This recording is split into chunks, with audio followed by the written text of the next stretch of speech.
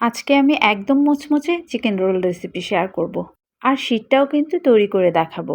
এভাবে chicken roll তৈরি করলে উপরের লেয়ারটা অনেক বেশি মুচমুচে হয়, খেতে কিন্তু ভীষণ মজার হয়। প্রথমে চিকেনটা তৈরি করে নিব। চুলায় ফ্রাই প্যানে 2 টেবিল চামচ তেল দিয়ে দিলাম এবং 1 কাপ পরিমাণ চিকেন দিয়ে দিয়েছি। দিয়ে দিলাম 1 চা চামচ আদা পেস্ট, 1 চা চামচ রসুন পেস্ট। এখন দিয়ে দিব 1 টেবিল চামচ সয়া সস, হাফ চামচ পরিমাণ লবণ এবং হাফ চামচ লাল মরিচের গুঁড়া দিয়ে সমস্ত কিছু আমি ভালো করে মিক্সড করে নিব। মিক্সড করে এটাকে আমি মিডিয়াম টু লো হিটে ভেজে নিব। কিছুক্ষণ উল্টে পাল্টে নাড়িয়ে চাড়িয়ে ভাজলেই দেখব চিকেনটা ভাজা হয়ে যাবে। চিকেন কিন্তু ভাজতে বেশি সময় লাগে না, অনেক দ্রুতই ভাজা হয়ে যায়। চিকেন যখন হয়ে যাবে তখন আমি 1 কাপ পরিমাণ পেঁয়াজ আর 2-3টা কাঁচামরিচ কুচি করে দিয়ে দিলাম। আর এভাবে পেঁয়াজ দিলে এই পেঁয়াজটা পরবর্তীতে খেতে ভীষণ ভালো লাগে। পেঁয়াজের জন্য সামান্য একটু লবণ দিয়ে দিলাম। এবার সব কিছু মিলিয়ে ঝিলিয়ে রান্না করে নিব যতক্ষণ না পর্যন্ত পেঁয়াজটা নরম হয়ে আসে। পেঁয়াজটা যখন নরম হয়ে যাবে তখন আমি উঠিয়ে ফেলবো। আমাদের রান্নাটা হয়ে গেছে, এখন তুলে ফেলছি। এখন শীট তৈরি করে নেব। দিয়ে দিলাম 1 কাপ পরিমাণ ময়দা, তাতে দিয়ে দিলাম হাফ চামচ লবণ আর 1 টেবিল চামচ সয়াবিন তেল। এবার এই তেল আর লবণ সব কিছু ভালো করে হাত দিয়ে মাখিয়ে নিব এবং যখন মাখা হয়ে যাবে ঠিক এ পর্যায়ে আমি হাফ কাপের থেকে কিছুটা কম, মানে হাফ কাপ থেকে 2 টেবিল চামচ কম পরিমাণ পানি দিয়ে একটা ডো তৈরি করে নিয়েছি। এখন এই ডোটা থেকে ছোট ছোট লেচি কেটে আমি রুটি বেলে নিব। নর্মাল আমরা যেভাবে রুটি বেলি সেভাবেই রুটিটা বেলতে হবে, বাট এই রুটিটা একটু বেশি পাতলা করে বেলতে হবে। রুটিটা বেশি পাতলা করে বেলতে হলে ময়দা কিন্তু একটু বেশি ডাস্ট করতে হয়, বারবার ময়দা ডাস্ট করে রুটিটা বেলতে হবে।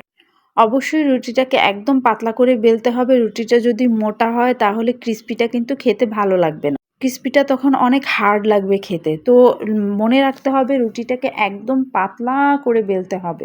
একদমই যেন রুটিটা পাতলা কাগজের মতন হয় সেদিকে খেয়াল রাখতে হবে। আর পাতলা হলেই ক্রিস্পিটা খেতে ভালো লাগবে।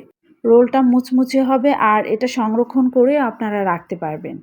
বেলা হয়ে গেছে, এখন আমি যে চিকেনটা তৈরি করেছি সেই চিকেনের পুরটা দিয়ে দিলাম এবং আমি ময়দার সাথে কিছুটা পানি মিক্স করে একটা আঠা তৈরি করেছি। এটা চারি সাইডে লাগিয়ে নিব যেন রোলটা খুলে না যায়। আসলে চারি সাইডে লাগানোর প্রয়োজন হয় না, এটা বোটে ভাঁজ করলে খুলে যায় না, শুধুমাত্র উপরে আঠাটা লাগালেই হয়। এবার 2 সাইড থেকে ভাঁজ করে এবার আমি নিচ থেকে রোল রোল করে করে নিব যেমনটা দেখাচ্ছি। সবগুলো রোল আমি ঠিক এভাবে করে নিব। ঠিক এই অবস্থাতে আপনারা কিন্তু একটা জিপলক ব্যাগে করে ডিপ ফ্রিজে রেখে সংরক্ষণ করতে পারবেন। যখন খুশি বের করে ভেজে নিতে পারবেন। এখন বানানো শেষ, ভেজে নেওয়ার পালা।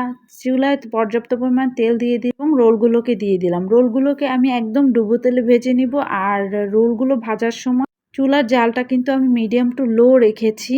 হাই হিটে ভেজে নিলে উপর থেকে দ্রুত কালার চলে আসবে কিন্তু ক্রিস্পি হবে না। অবশ্যই চুলার জালটা লো ফ্লেমে রেখে উল্টে পাল্টে ভেজে নিতে হবে, তাহলেই উপরটা মুচমুচে হবে।